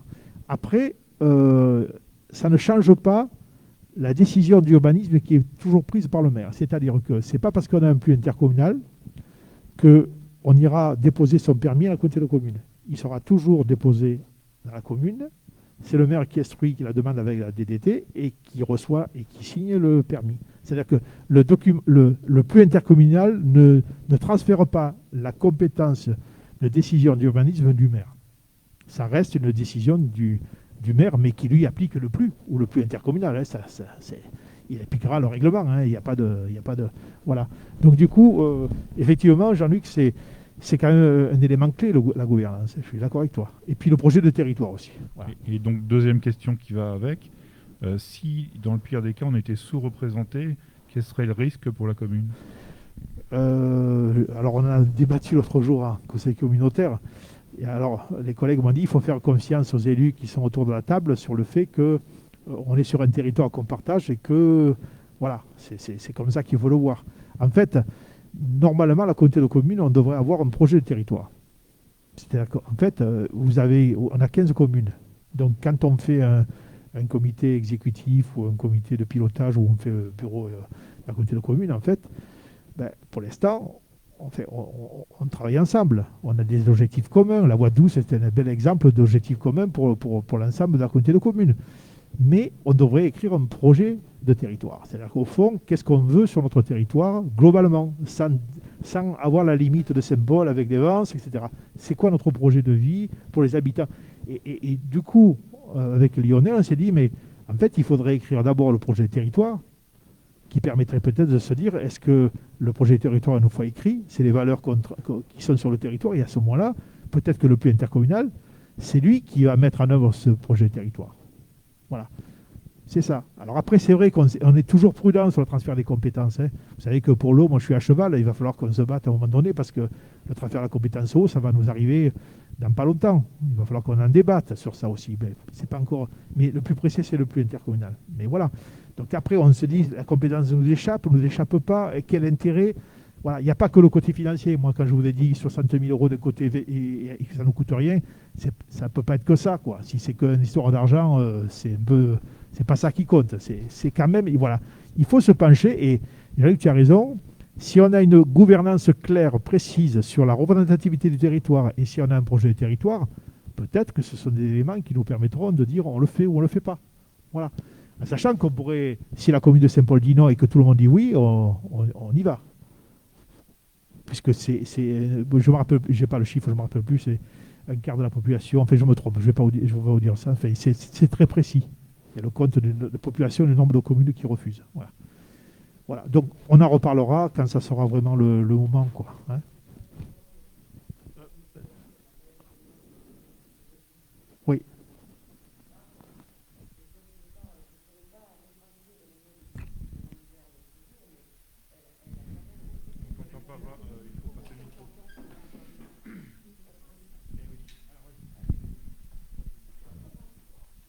Oui, parce que Cathy est avec moi au conseil communautaire, donc elle peut en dire plus. Oui, donc alors je sais, c'est bon là. Oui, donc alors je répète, j'expliquais qu'en termes de marge de manœuvre pour le PLU, c'est assez restreint ce qu'on peut décider. On est quand même très fortement encadré et on ne peut pas nous-mêmes décider, voilà, apparemment, hein, d'une part. Et d'autre part, alors oui, je disais, moi je me souviens, puisqu'on était tous où Thierry? Oui. Hein, on était ensemble, je ne sais Oui. pas si tu te rappelles la façon dont Bérangère nous a expliqué de son point de vue, la nécessité quand même d'une cohésion en termes de communauté de communes, de manière à ce que voilà, chaque décision, si elle devait rester Individuel. communale, Ouais. hein, qu'elle n'aille pas interférer sur la commune d'à côté et qu'il y ait des projets plus globaux, ça se dit ça, voilà, ou de manière plus globale, de manière... Ouais. Voilà, donc elle a évoqué ça. Alors, j'ai moi non plus pas réellement réfléchi, pas vraiment réfléchi à ce qui s'est dit donc au conseil de la Comcom, mais enfin, néanmoins, cette idée m'a interpellée quand même. Enfin, donc, je vous en parle, de l'histoire de globalité dans la Comcom, c'est quand même aussi, Ouais. je pense, il faut quand même le prendre en compte. Ouais. Merci Cathy. D'autres interventions là-dessus? Pas d'intervention? Voilà, donc ça sera un gros morceau. Hein. Après, voilà, il faut débattre là-dessus pour savoir après. Puis après, on se pliera à notre majorité, notre conseil. Voilà, c'est la gouvernance qui peut. Voilà. Bien, merci pour ça. Alors, il y a les informations diverses. On va passer au SDEA, comme ça on aura fini les votes. Donc, sur le SDEA, donc c'était ce que je vous disais tout à l'heure. Donc, le SDEA, c'est le syndicat départemental, je ne sais plus comment ça s'appelle, le SDEA d'ailleurs, ça m'échappe. C'est syndicat de développement et d'équipement, d'aménagement, voilà, SDEA. Et donc, en fait, on passe une convention avec eux parce que c'est intéressant, notamment pour les marchés concernant les routes. C'est-à-dire que chaque année, on fait un inventaire des routes qu'on serait susceptible de remettre en état en fonction de notre budget. Et là, le SDEA, lui, nous permet de faire un appel d'offres groupé pour avoir des prix un petit peu compétitifs. Donc c'est mieux d'être groupé que d'être tout seul face à tout ça. Donc du coup, alors par exemple, ça c'est des travaux comme ça, c'est des travaux par exemple, je vous donne un exemple, le pont qui monte au Frigolet qui est cassé, vous savez, le pont entre les monnaies, il est cassé. Bon, lui c'est pareil, vous voyez, il y a les travaux à faire. Bon, ça c'est pas un travail d'un employé communal parce qu'il y a une sécurité à avoir, etc. Donc je pourrais très bien faire un devis tout seul, la commune.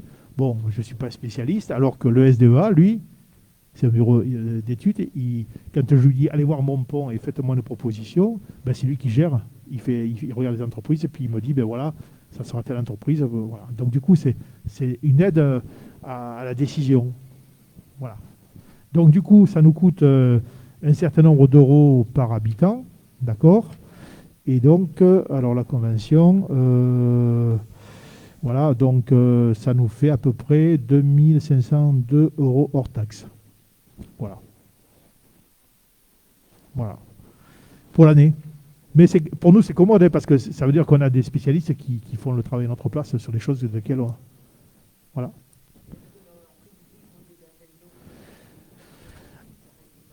Ah non, c'est des entreprises locales. Hein.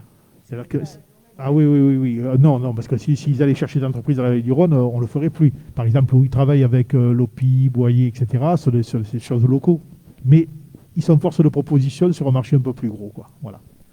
Donc sur cette convention, si vous êtes d'accord, on va la délibérer. Qui est contre, qui s'abstient, donc à l'unanimité. Je vous remercie. Alors on va passer aux informations diverses. J'en ai un certain nombre, mais c'est pas très long. D'abord, une bonne nouvelle. Parce que quand même, malgré la situation complexe pour nos commerces locaux, pour certains, hein, encore plus, c'est Jean-Luc qui a une petite idée de faire une parution un petit peu de ce qu'on publie sur Iliwap et sur Facebook, dans ce qu'il a appelé le petit crieur. Bon, il nous a fait ça en 2 coups de cuillère à peau, mais bon, il a dû passer quelques heures quand même dessus. Hein. On l'a vu sortir comme ça, on a l'impression que c'est rien. Mais c'est pas rien en fait, et je trouve que je vous tenais à le dire, c'est une excellente idée parce que ça renoue avec un petit peu le côté je dépose un petit journal dans les commerces et que au final on s'est rendu compte quand même que depuis qu'on est élu, il y a des gens qui se demandaient ce qu'on faisait en fait, et qui n'ont pas IWAP et qui n'ont pas Facebook, et que voilà. Et donc du coup, c'est intéressant d'avoir une trace papier. Alors on peut pas tout mettre dedans, bon, parce que c'est vrai qu'on pourrait dire, mais on a oublié ça, on a oublié ça. Ouais, mais tant pis. L'important c'est de faire, parce que si on ne fait pas, ben voilà, il faut faire. Après, on s'est engagé, j'ai dit à Jean-Luc, surtout, ne t'engage pas à dire que c'est tous les jours. Pas tous les jours, tous les 15 jours, tous les mois, tous les 2 mois, on ne s'engage pas. Parce que c'est compliqué quoi, de s'engager là-dessus, parce qu'on ne tient pas forcément le rythme. Donc, il paraîtra, selon nos humeurs et selon ce qu'on a envie d'y mettre dedans. Voilà, il faut se le dire comme ça. Hein. Voilà. Mais presque, je crois que tu pourrais en remplir encore... Tu pourrais encore en remplir encore au moins 2. On a de quoi faire, parce que l'autre jour, Daniel a dit, mais on n'a pas parlé de la plaque qu'on a inaugurée, tout ça, le jardin. Oui, mais il y a matière, hein, on va avancer. Voilà. Thierry, on fera quand même le bulletin municipal. Alors, la commission, c'est la commission qui verra sur le bulletin municipal. Ah, Mais quand ça même. remplace pas. Mais disons que c'est un apport...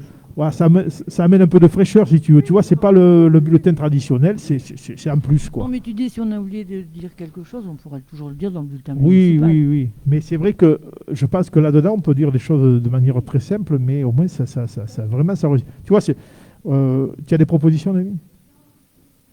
Ah, oui, d'accord. Des bons retours, oui. Oui.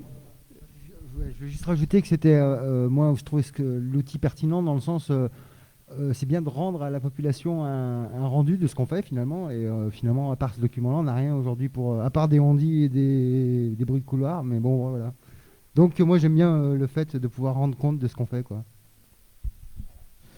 Donc, on poursuivra tout ça. Alors après, Jean-Luc a une autre idée.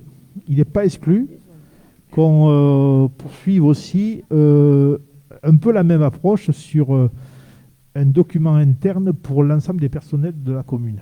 Parce qu'en fait, on s'aperçoit que c'est complètement étanche entre les services et qu'ils ne communiquent pas beaucoup. Et que peut-être c'est aussi de notre faute, hein, en tant qu'élus, que nous, on ne lâche pas beaucoup d'informations sur des fonctionnements et que des fois, ils apprennent par le conseil municipal des choses. Voilà. Bon, après, c'est une question de pilotage. C'est-à-dire qu'en fait, c'est vrai que nous prenons une décision et qu'il y a des décisions que, certainement, si on demandait au personnel, ils ne seraient pas forcément d'accord avec notre décision. Voilà. Mais quand même, ça mérite de trouver un espace où on pourrait mettre des infos, parce que, par exemple, Jean-Luc, on en parlait, on pourrait présenter les services de la commune. Et puis, voilà. Alors, ça peut être dans le bulletin, le petit crieur, mais ça peut être aussi, entre eux, on pourrait annoncer certaines choses sur le repas de fin d'année, ou des choses, etc. Voilà. Donc, l'idée se creuse. Là aussi, pas forcément de date de parution, de choses comme ça, parce qu'on ne peut pas s'engager là-dessus. Mais voilà, on a déjà le nom. On ne vous le dit pas aujourd'hui. Si, tu le dis. Comment on a dit le petit tambour. Ouais, c'est une petite allusion. Vous vous rappelez qu'avant, dans les communes, il y avait quelqu'un qui jouait du tambour et qui annonçait les nouvelles. Voilà. Donc, ça serait peut-être le petit tambour. Donc, on va creuser l'affaire. Voilà. Alors, le petit crieur, c'est pour les habitants. Le petit tambour, c'est pour... voilà. Mais ce n'est pas le journal des ragots. Vous voyez ce que je veux dire? Parce que des fois, il y a comme dit David, des fois, il y a des ragots qui sont plus forts que la réalité. Voilà. Bon, donc, c'est des bonnes nouvelles, ça. Je vous fais un petit point rapide sur le jardin derrière l'église. Ça avance. Ça avance beaucoup. Ils ont bien bossé, ces jeunes. Ils reviennent le jeudi 11 et le vendredi 12. Ils vont finir là, donc ils vont planter leurs arbres fruitiers, tout ça, ils ont bien bossé. Et bon, donc voilà, on ne pourra pas l'inaugurer, mais ça sera pour l'avenir, quoi. Je pense il faudra qu'on débatte entre nous du nom de ce jardin. Voilà, donc on verra. Et un petit retour, Jean-Luc, sur la concertation citoyenne. Je ne te l'avais pas dit d'en parler, mais je souhaiterais que tu dises un petit mot sur la concertation citoyenne Cœur de Village, sur les retours. Qu'est-ce que tu peux nous dire sur cette concertation?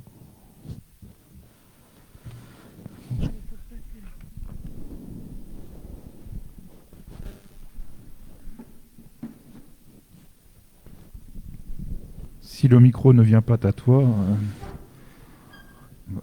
Alors, Ce qu'on peut déjà dire, c'est qu'on a rencontré un succès certain avec notre Facebook Live, qui était notre première expérience de concertation directe. Il y a eu 174 contributions le soir même, et puis ça continue à venir. Ce qu'on peut dire aussi, c'est qu'un film est diffusé sur le site internet pour imager aussi à travers notamment des vues aériennes où passera les hypothèses, les différents trajets. En tout cas, ça nous permet, ça a permis notamment à l'architecte urbaniste, paysagiste, de pouvoir avoir des vues totales et de pouvoir poser des hypothèses par la suite avec les propositions qui seront faites par les habitants, par les conseillers municipaux, par l'ensemble des acteurs de la commune sur ce travail qui va être un travail intéressant et de brainstorming, en tout cas de remue-ménage de l'ensemble de la population. On a mis en ligne sur le site internet donc une page dédiée à cela qui s'appelle Cœur de village, dans lequel on a, vous aurez le lien vers le Facebook en direct, vous aurez le film donc, qui a été monté pour l'occasion, alors qui n'est pas la totalité de la concertation citoyenne, mais qui reprend notamment tout le début avec des images aériennes de Saint-Paul-le-Jeune, des vues aériennes de tout le tracé de l'entrée du tunnel sud jusqu'au tracé du tunnel nord. Il y a dedans un certain nombre de contributions qui seront diffusées aussi pour pouvoir effectivement continuer ce débat à l'intérieur. Vous avez sur le Facebook la même chose, c'est-à-dire la retranscription de la concertation citoyenne. Il y a toujours possibilité d'envoyer des messages sur Facebook, de déposer des courriers en mairie, de les adresser par mail. J'ai mis l'adresse mail de la commune sur le partage, sur le lien de discussion. Il y a possibilité, il y a des questionnaires qui sont en ligne. Il y a 2 questionnaires en ligne, suite notamment à l'intervention de l'architecte justement qui pose des questions intéressantes. Et ce serait bien qu'il y ait effectivement des retours des habitants sur qu'est-ce qu'ils voient de cette place. Et puis on continue encore à inventer des choses tous les jours. Ah, et donc l'architecte, on va la revoir et on va voir un peu comment on organise un peu soit des rendez-vous avec les habitants sur place, soit des visites un petit peu du site. On va voir un peu comment on s'organise. Bon, il faut se donner quelques mois pour arriver jusqu'au bout. Alors, après, comment on va caler ça par rapport à la voie douce ? Bon. Voilà, je reviens sur cette voie douce, c'est important. Que va faire la communauté de communes, en fait ? La communauté de communes, elle accélère. Et donc, au mois de mars, on va voir les travaux arriver. Alors, qu'est-ce qu'ils vont faire ? Ils vont partir du passage à niveau, d'accord ? Et ils vont aller jusqu'au tunnel. Et ils vont sortir du côté de Bannes, vers un petit peu le Yaï de l'Ove, et puis récupérer le trajet qui va sur le Gard. Voilà. Donc nous, finalement, on nous fait des travaux à partir du passage à niveau, ce qui est pas mal, parce qu'on est propriétaire du terrain jusqu'à l'entrée du tunnel. Donc c'est très bien que cette partie soit prise en charge par la communauté de communes. Ça sera sûrement une voie partagée, parce qu'il y a des riverains qui habitent en haut, donc il faut qu'on combine un tronçon, une partie voie douce avec un passage pour éventuellement une voiture, etc. Voilà. Parce que en fait, ce qui est important de comprendre, c'est qu'au niveau du passage à niveau, ce qui va vers le tunnel, ce n'est pas une route, c'est un terrain communal. C'est une petite nuance juridique, c'est un terrain, ce n'est pas une route, ce n'est pas une voirie, il nous appartient, ce n'est pas comme une route. Voilà, et cadastré en fait avec un numéro. Voilà. Donc du coup, c'est très bien pour nous qu'on sache quelle partie nous reste à faire. De l'autre côté repère, vous savez que ça pose problème un peu avec des riverains de repère qui trouvent que les vélos passent trop près d'eux. Bon, ceux qui habitent en bas ne sont pas contents. Voilà. Bon, mais qu'est-ce que vous voulez, c'est pas non plus une autoroute qui passe avec un échangeur, c'est des vélos. Bon, voilà, il faut raison garder, quoi. Bon, vous savez qu'il y avait une montée sur le côté qui a été détruite dans l'ancien mandat. Elle sera refaite. D'accord ? Voilà. Elle sera refaite. Pas l'identique, mais elle sera refaite. Donc j'ai demandé à ce qu'elle soit refaite. Elle sera refaite par la communauté de communes. Ça ne veut pas dire que la voie douce sortira par là. Ça veut dire simplement qu'on a 2 échappatoires. On aura un échappatoire côté de cette montée, là, et on aura aussi l'échappatoire à côté Campicard. Comme ça, on ne se ferme aucune porte. On n'a pas décidé qu'elle passait à droite ou à gauche. L'important, c'est que si la communauté de communes nous fait cette montée, tant mieux pour nous. Elle pourra servir à plein de choses. Les gens qui arrivent en vélo de bande, ils pourront tourner là, pof, et prendre la voie douce. Les gens qui viennent du cœur du village, du vieux village, ils peuvent prendre le passage des mineurs, tourner, tac, aller là. Mais après, le reste, c'est tout à nous de le faire. Hein. Entre ce point-là et le passage à niveau, rien n'est fait, tout est à faire. Oui. Justement, je voulais rebondir là-dessus et préciser des choses parce qu'on a eu des retours sur les mots. Sur cette phrase. Quand on dit rien n'est fait, tout est à faire, c'est pas que rien n'a été fait. C'est important de le préciser. On considère que rien n'est fait, c'est-à-dire rien n'est joué, on n'a pas de plan caché sous la table qu'on va sortir à la fin de la concertation. Donc contribuer à cette concertation, tout sera pris en compte. Après, on fera des arbitrages, évidemment, mais c'est ce que ça veut dire. C'est rien n'est fait, tout est à faire. C'est que rien n'est joué. Voilà. On n'a pas décidé d'un plan actuellement. Et c'est sur beaucoup de sujets comme ça que l'on souhaite aussi avancer en termes de concertation citoyenne. Il y aura d'autres initiatives citoyennes qui seront prises par la commune. On a vraiment l'intention de travailler avec les habitants dans un esprit de concertation et de concorde. Et ça continuera comme ça. Voilà. Et donc c'est vrai que rien n'est fait tout à fait. Ça ne veut pas dire que rien n'a été fait avant ce mandat. C'est par rapport à ce projet-là que rien n'est fait. Voilà. Donc il ne faut pas qu'il y ait de mauvaises interprétations. Mais on trouvait que le slogan était bien et on le ressortira toutes les fois qu'on peut le sortir. Voilà. Donc pour le projet Cœur de Village. Petite information. Je pense que mercredi prochain, la mairie sera fermée parce qu'on fait des travaux et il est nécessaire que les personnes du secrétariat prennent un peu possession de leurs locaux et se réorganisent tranquillement sans présence du public. Donc peut-être qu'on fermera mercredi matin pour donner un petit peu d'air à tout le monde. Voilà. J'ai un point à vous parler sur la fermeture du centre de tri de Saint-Paul-Jeune. Donc nous avons fait une réunion avec le directeur régional, je suppose, régional du tri postal. C'était quand ça? C'était avant-hier. Voilà, on l'a reçu, c'était mercredi après-midi, on était plusieurs. Voilà. Donc, attention, ne confondons pas tri postal et banque postale. On est d'accord? Le tri postal, c'est derrière, la banque postale, elle est devant, ça n'a rien à voir, c'est étanche entre deux, même s'il y a une porte. Voilà. Le tri postal trie le courrier et la banque postale, c'est une banque. Qu'est-ce qu'il nous a annoncé?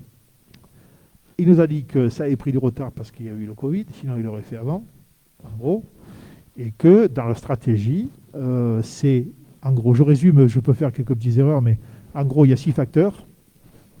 Donc, il y en a un qui va partir sur notre mission, il en restera 5, donc il y en a encore 2 qui resteront là. C'est ce qu'on a compris. Alors après, bon, ok, 2 vont rester là, mais bon, pour combien de temps, j'en sais rien. J'ai cru comprendre que finalement, c'était un peu adapté aux gens qui étaient là, et que selon leur lieu de vie, etc., ça pouvait être en lien avec ça. Mais bon, après, les gens ne sont pas éternels, donc on peut supposer qu'à long terme, tout disparaîtra. Puis, à un moment donné, quand même, dans la conversation, il y a quelques mots qui ont été lâchés sur on cherche notamment à midi des lieux de pause. Et donc, du coup, le lieu de pause, je me suis dit, mais c'est quoi un lieu de pause? Il dit, oui, on contacte ou on va contacter les mairies avoisinantes pour savoir si les facteurs pourraient avoir des lieux pour se poser, pour manger. Du coup, je me suis dit, mais bon sang, si ça continue, ils vont faire leur pause ailleurs et à Saint-Paul, il n'y aura plus rien, quoi. C'est-à-dire qu'ils vont se poser ailleurs, mais pas ici. Du coup, je me suis fendu d'un courrier à tous mes collègues de la communauté de communes et je leur ai écrit, avec plusieurs membres du conseil municipal, nous avons rencontré ce mercredi 25 novembre le responsable territorial du service du tri postal. La conclusion est simple. Fermeture du centre de tri de Saint-Paul avec redéploiement sur le village de Rosières. Une promesse temporaire est celle de laisser 2 facteurs en site sur notre commune, mais pour combien de temps? Alors là, j'ai écrit à mes collègues, j'ai dit, vous allez être sollicité, ou vous l'avez déjà été, par la direction du tri postal pour que les facteurs puissent disposer d'un lieu mis à disposition dans votre commune pour leur pause de midi. Ce stratagème inventé est un leurre pour mieux démantibuler l'organisation actuelle. Chers collègues, je vous demande au nom de la solidarité des territoires de ne pas céder à cette proposition qui peut dans un premier temps paraître intéressante. En refusant cette offre, vous pouvez contribuer au maintien du centre de tri sur la commune de Saint-Paul-le-Jeune. Ça vaut ce que ça vaut, mais je pense qu'ils ont dû contacter les communes environnantes. Voilà. J'ai envoyé la copie au sénateur Mathieu Darnaud et au député Fabrice Lebrun. J'attends leur réponse. Voilà. Bon, j'ai pas plus. Je sais que le directeur du tri a rencontré le jeudi matin le personnel, mais bon, notre place n'était pas parmi eux puisque c'était une réunion de travail à l'interne et on n'a pas notre place dans cette réunion-là. Voilà. Donc voilà, c'est la distribution. Et du coup, quand même, dans cette distribution, on a évoqué quelque chose. Alors après, ça paraît futile, hein, vous allez me dire. La disparition des boîtes à lettres jaunes dans les hameaux. Bon. Du coup, l'autre jour, c'était une voisine qui me dit « Mais Thierry, où est passée la boîte à lettres jaune ?» Alors en fait, il semblerait qu'ils aient eu l'accord de la commune pour enlever les boîtes à lettres jaunes, et donc ils les ont enlevées. Et j'ai appelé mon collègue de Beaulieu, j'ai dit « Tu les as enlevées, toi ?» Il m'a dit « Non, mais j'ai refusé qu'ils les enlèvent. » Voilà. Donc du coup, j'ai demandé à ce qu'on nous remette les boîtes à lettres jaunes, mais on ne les remettra pas, quoi. Voilà. On ne le remettra pas parce qu'en fait, si vous voulez, ça implique le ramassage du courrier. Vous comprenez? C'est-à-dire, vous mettez une enveloppe dans la boîte à lettres, ça implique la tournée derrière. Donc, s'ils ne ramassent pas le courrier, ils peuvent déployer leur tournée autrement. Voilà. C'est-à-dire qu'en fait, il nous a dit que, oui, il n'y a pas eu d'obstacle de la commune d'enlever les boîtes à lettres. Voilà, après, il n'est pas certain qu'il ait demandé officiellement. Hein. Dans la conversation, il a pu dire bon, je vais enlever les boîtes à lettres et ça a ému personne. Parce qu'en fait, c'est vrai qu'on se dit, peut-être qu'il y a deux enveloppes de temps en temps, deux lettres qui vont aller dedans. Mais c'est tout un symbole quand même déjà, s'ils nous avaient donné, on les aurait mis au musée de Saint-Paul. Mais là, ils les ont embarqués pour pas qu'on les garde, quoi. Donc du coup, voilà, je sais pas. Voilà, c'est un peu un retrait. Alors après, il nous a dit que ils avaient du travail, hein, mais ils se regroupaient parce qu'en fait, ils ont beaucoup de colis, hein, c'est ce qu'ils disaient, de moins en moins de lettres. Ça paraît évident, hein. Nous-mêmes, qui envoie des lettres aujourd'hui, tous les jours? Voilà, pas beaucoup. Donc, nous contribuons, mais involontairement, à la disparition des lettres. Mais ça, c'est inexorable. Donc, dans 10 ans, plus personne n'enverra une lettre. Voilà. Mais par contre, ils ont une recrudescence des colis. Beaucoup de colis transportés par leur système à eux, etc. Donc, vous vous étonnez pas qu'ils soient en concurrence avec d'autres transporteurs privés, américains ou pas américains, tout ce que vous pouvez imaginer. Ils sont en concurrence, c'est un secteur très concurrentiel. Du coup, ils ne veulent pas lâcher le morceau. Mais après, là où il m'a un peu inquiété, mais bon, il m'a dit, on est en train de renouveler la flotte, on va prendre qu'est-ce qu'il a dit, des jumpies. J'ai dit, mais attendez, des jumpies, ok, mais il y a des endroits où vous allez laisser la moitié de la carrosserie pour passer dans le hameau. Et puis, à un moment donné, peut-être qu'il n'ira pas à tel endroit parce que c'est trop loin, etc. Quand vous voyez ces livreurs privés qui vous distribuent des colis qui arrivent et qui sont sous tension, qui ont un territoire énorme à gérer, qui sont à la minute près, qui sont stressés comme tout, bon, la Poste, pour être concurrentielle là-dessus, il va falloir que ça y aille. Et donc, du coup, on risque de faire les frais sur des territoires comme les nôtres, ruraux, que la distribution ne se passe pas aussi bien que ça, quoi. Parce que quand on habite là, ça va, dans le centre du village. Aller habiter dans un hameau, le facteur, il passe pas 2 fois, quoi. Donc, du coup, voilà. Moi, je m'inquiète un peu sur l'avenir de tout ça. Bon. Voilà. Bon, après, on a fait une réunion cordiale, hein. Voilà, c'était pas non plus... Lui, il joue son rôle, hein. Lui, son rôle, c'est de supprimer le tri postal, et il a des chefs, il a des injonctions, il fait son boulot, quoi. Mais bon, voilà, ça ne nous a pas convenu. Voilà pour le tri postal. Et je crois que j'ai tout dit. Si quelqu'un souhaite intervenir sur un point particulier, il ne faut pas se gêner. Pas de questions? On a fait le tour, on a tout épuisé. Moi, j'ai 3 questions du public, si on peut apporter des précisions, mais 3 questions on ne fera peut-être pas nécessairement à tous les conseils, mais... non, alors non. Tu les prends, les 3, puis après on n'en prend pas plus. Oui, non, mais j'en ai que 3 qui ont été posées le long Je commencerai par la plus sympathique. C'est Kevin qui nous dit qu'il aimerait bien avoir son petit musée. Donc on fait appel à la générosité des uns et des autres. On a effectivement la chance d'avoir un collectionneur de pièces du Tour de France et des cyclistes sur le territoire. C'est vrai. Et il nous dit j'aimerais bien pouvoir effectivement avancer sur ce musée. Complexe. Donc, voilà. Donc appel si vous avez quelque part un local suffisamment grand pour accueillir des pièces de collection de coureurs cyclistes. C'est vrai. Qu'on puisse sécuriser, effectivement, ça pourrait être une... il faut aussi rajouter une petite chose sur la poste. Je tiens à saluer Oléa qui a créé un demi-poste de travail avec la poste. Ce cadre nous a salué effectivement l'initiative. Donc il faut aussi rappeler qu'effectivement Oléa contribue à maintenir les facteurs sur le territoire de Saint-Paul-le-Jeune. Oui, parce qu'il fait des portages de repas, c'est ça? Exactement. Ouais, allez, 2 pour la route. Alors juste pour une petite précision, là, concernant les 2 recrutements d'emplois, j'allais dire aidés, mais ce n'est pas nécessairement le terme adapté, mais est-ce qu'ils seront pour les services techniques ou pour d'autres services? La réponse sera dans une autre service qui sera adressée à l'ensemble du personnel. D'accord. Et puis, il y avait aussi enfin une question sur la prime Covid. Est-ce qu'elle est versée par l'État ou elle est versée par la mairie?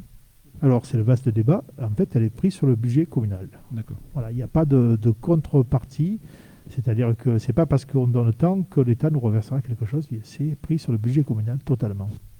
Eh ben, merci de ces réponses. Merci à tous et on vous souhaite une agréable soirée et un excellent week-end à tous. Merci.